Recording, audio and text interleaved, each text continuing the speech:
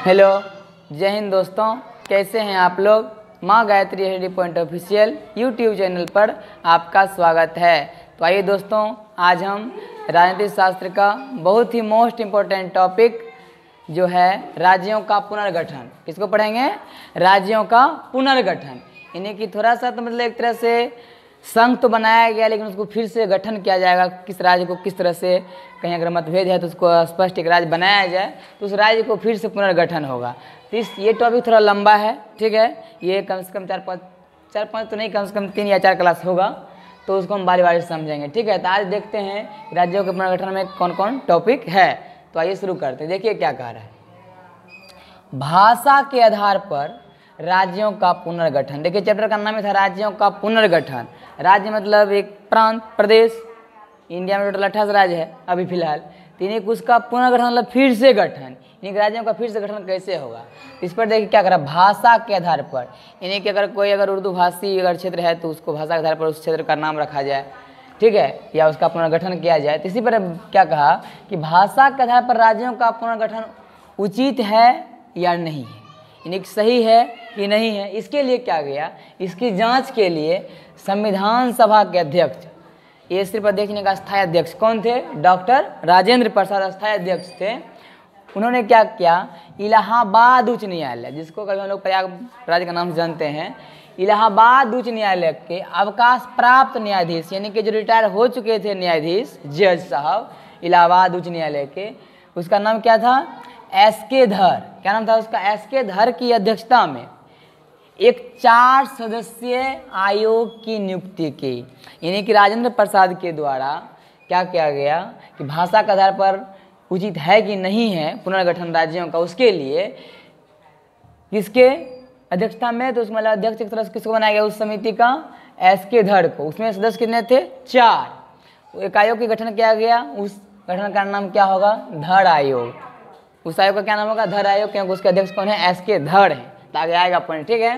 तो कहता है इस आयोग ने भाषा के आधार पर राज्यों के पुनर्गठन का विरोध किया। अब देखिए समिति बनाया तो कहा कि नहीं, आप जो ये कह रहे हैं कि भाषा के आधार पर राज्यों का पुनर्गठन होना चाहिए, वो गलत है, वो ठीक नहीं है, उसका विरोध कर दिया। और प्रशासनिक सुविधा के आधार पर राज्यों का पुनर्गठन का समर्थन किया। यानी कि प्रशासनिक सुविधा वहाँ किस तरह का होना चाहिए, उसके आधार पर उसका समर्थन किया, उससे पुनर्गठन कर सकते हैं। लेकिन आप भाषा के आधार पर किसी राज्य का पुनर्गठन नहीं कर सकते हैं। तो ये इस जो 4 समितीय सदस्य ये आयोग बना था, धर आयोग, उसके द्वारा ये निर्णय लिया गया। यानी कि भाषा के आधार पर उसको क्लोज किया गया, मतलब उसको विरोध किया, लेकिन कहा कि प्रशासनिक सुविधा के आधार पर उसको आप कर सकते हैं। अगर मान लीजिए बहुत बड़ा क्षेत्र पड़ जा रहा है, किसी एक राज्य के ऊपर दबाव पड़ता है, तो उसको फिर पुनर्गठन करके उसको कर सकते हैं, ठीक है। अब देखिए कहता है धर आयोग के निर्णयों की परीक्षा करने के लिए। अब देखिए, अब तो धर आयोग का गठन किया, उसमें 4 सदस्य था, उसमें अध्यक्ष कौन था, एस.के. धर।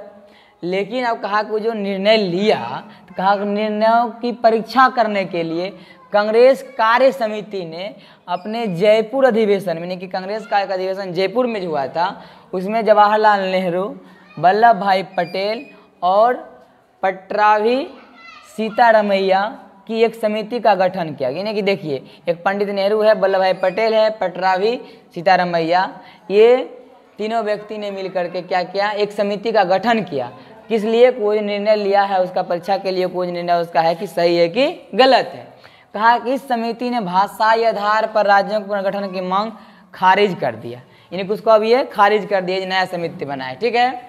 फिर कहता है कि नेहरू, पटेल एवं सीतारमैया, यानी कि ये तीनों मिलकर जो बनाया था समिति, उसको क्या, इस समिति का नाम दिया गया JVP समिति। कहता है समिति की रिपोर्ट के बाद मद्रास राज्य में तेलुगु भाषियों ने क्या किया, जब ये रिपोर्ट आया तो कहता है मद्रास राज्य में तेलुगु भाषियों ने पोटी श्री रामुल्लू के नेतृत्व में आंदोलन प्रारंभ कर दिया। मतलब इस तरह से, मतलब भाषा आधार पर जिसको क्या गया, तो उसको क्या कहा कि नहीं हम इसका विरोध करेंगे, तो आंदोलन शुरू किया।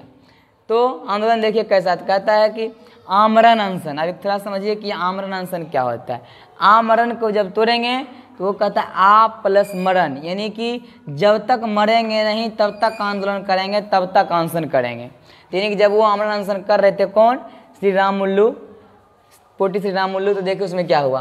कहा कि 56 दिन बाद उनकी मृत्यु हो ही गई, यानी 56 दिन बाद आमरण अनशन के बाद 15 दिसंबर 1952 ईस्वी को राम मुल्लू की मृत्यु हो गई। तो आज के क्लास में यहीं तक रहेगा। आगे के टॉपिक हम लोग भाग 2 में पढ़ेंगे, ये भाग 1 के अंतर्गत आएगा। ठीक है, तो आशा करते हैं दोस्तों आज हमने जो राज्यों के पुनर्गठन टॉपिक को समझाया है आप लोग को बिल्कुल समझ में आ गया होगा। यदि ये वीडियो अच्छा लगा है तो प्लीज़ माँ Gayatri study point official YouTube channel को लाइक करें, सब्सक्राइब करें, शेयर करें, कमेंट करें, बेल आइकन को दबाएं। धन्यवाद।